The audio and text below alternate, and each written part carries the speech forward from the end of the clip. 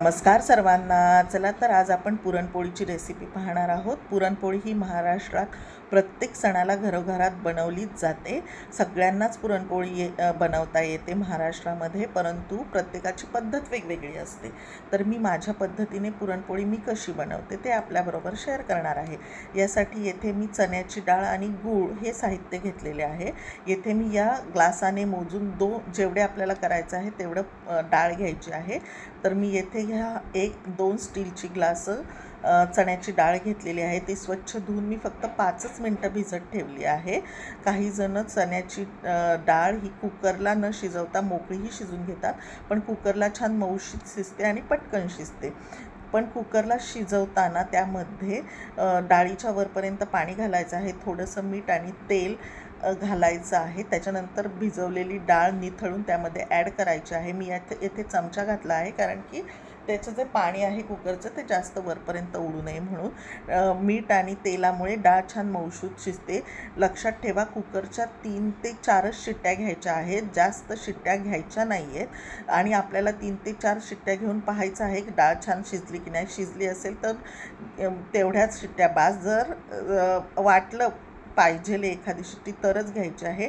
Otherwise 3 ते 4 शिट्ट्यांमध्येच डाळ शिजते. जास्त शिट्ट्या घेतल्या तर पुरण पातळ होण्याची शक्यता असते, म्हणून कुकरला शिजवताना शिट्ट्यांवर लक्ष द्यायचं आहे. त्याच्यानंतर शिजलेली डाळ छान पुरणाच्या चाळणीवर निथळून घ्यायची आहे.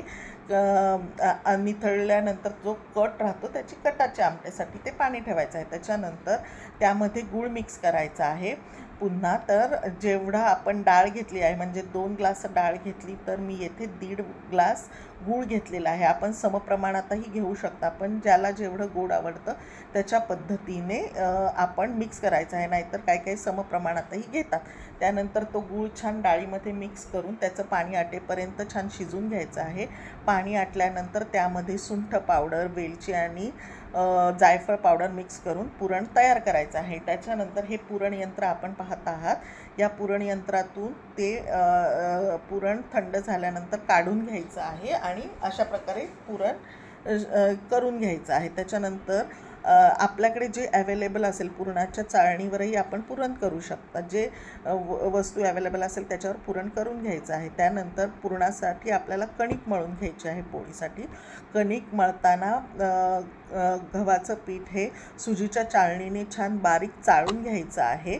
चाळणं मस्ट आहे. त्याच्यानंतर त्यामध्ये मी 2 ते 3 चमचे बारीक रवा मिक्स केलेला आहे, कारण मी येथे मैदा मिक्स नाही केला आहे, तर रव्यामुळे पोळी छान मऊसूत होते आणि फुटतही नाही.